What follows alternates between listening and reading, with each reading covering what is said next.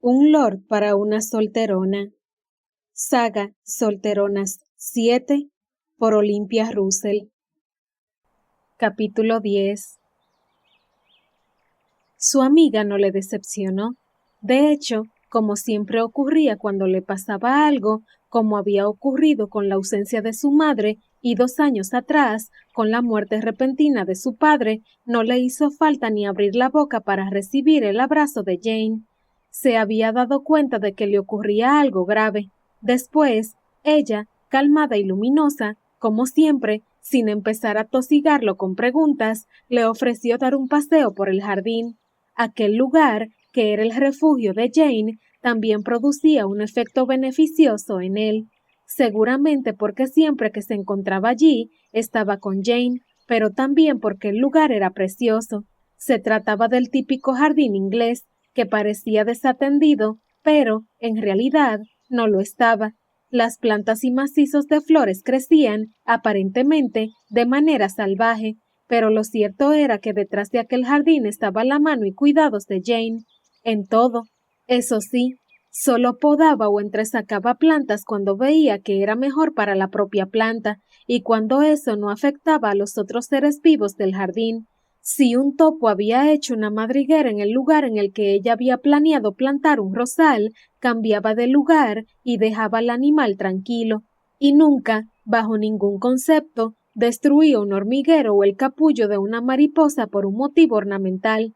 Eso había hecho que aquel jardín estuviera lleno de vida y de misterio, al mismo tiempo que producía paz y alegría. Aquel día, además, había salido un sol radiante después de varias semanas sin dejar de llover. El verde, por tanto, se veía vibrante y estaban saliendo flores silvestres por doquier. Todo aquello hizo que el humor de Terry empezara a mejorar, aunque el recuerdo de lo que le había ocurrido seguía mordiéndole las entrañas y produciéndole un dolor casi físico. Jane, que lo conocía como si fuera parte de ella, se estaba dando cuenta de aquello y estaba respetando el silencio de su amigo. En vez de atosigarle, le llevó a observar el hormiguero de una esquina del jardín. Allí estuvieron 5 minutos, observando a las hormigas con admiración. Luego le enseñó el nido que una pareja de petirrojos había construido en un espino. En silencio absoluto, ambos distinguieron 3 pequeños huevecillos. Finalmente, Jane le enseñó el tapiz de violetas que había crecido en una esquina del jardín como de la nada desde el día anterior. A Terry todo aquello le daba un poco igual. De la naturaleza lo único que le interesaba era saber cuánto producían los campos que su ducado poseía en Gales y cuándo iba a ser la próxima cacería del zorro, una actividad que sí le emocionaba, sobre todo porque suponía cabalgar al galope. Pero, aunque no tenía ni por asomo la pasión que tenía su amiga por la naturaleza, siempre disfrutaba de aquellos momentos con ella. Por un lado, porque era una delicia ver a Jane emocionarse y excitarse por aquellas pequeñas cosas. La siempre tranquila Jane se convertía en alguien apasionado ante sus ojos, solo con nombrar un animal o una planta, y aquello le parecía delicioso, y también le gustaba porque, de alguna manera, esa observación de la naturaleza junto a ella siempre le producía paz y le tranquilizaba. Esta vez le ocurrió lo mismo. Después de casi media hora recorriendo el jardín y sus recovecos, se sentía mucho más tranquilo. Ya no tenía ganas de estrellar nada contra el suelo, ni, gracias a Dios, echarse a llorar.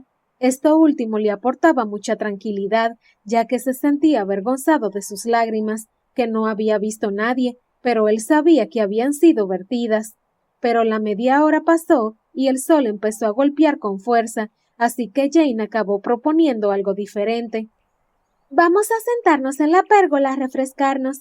Stuart ya ha traído una jarra de limonada recién hecha. Ese era el momento de las confidencias. Siempre era así. Si se juntaban en verano, como aquel día, la bebida era limonada. Si era en invierno, un buen té ardiente. Y luego, siempre, el momento de hablar de lo que le preocupaba a cada uno, o de cuál era la última noticia del día, o de la discusión que había tenido él en la Cámara de los Lores, o de la que había tenido ella con su hermano Liam. Hablaban de todo y de nada, pero no paraban de hablar. Aquel día, sin embargo, Solo había un tema del que tenían que hablar, por qué se había presentado de manera tan inesperada a él y por qué lo había hecho tan alterado, por qué él se había presentado de manera inesperada y por qué lo había hecho tan alterado. Pero en cuanto llegaron a la pérgola, quedó claro que aquel seguía siendo un día diferente, ya que Terry no abrió la boca, no podía. Quería contarle a Jane lo que le ocurría, pero algo dentro de sí se lo impedía. Era como si, mientras no lo pusiera en palabras, no hubiera ocurrido. Era como si pudiera mantener un hilo de esperanza mientras no se lo dijera a nadie. Aquello era una tontería. Lo que había ocurrido, lo nombrara él o no. Pero, aún así, aunque intentó decírselo a Jane mientras ella servía los 2 vasos con una deliciosa limonada, ningún sonido salió de su garganta, y Jane actuó como siempre con él, de la manera perfecta. No se alteró, no lo apremió, no dio muestras de que se estaba dando cuenta de lo que le pasaba. En su lugar, empezó a hablar del viento, que venía del este, y por eso traía el aroma del mar, el olor a salitre y... Roberta me ha dejado.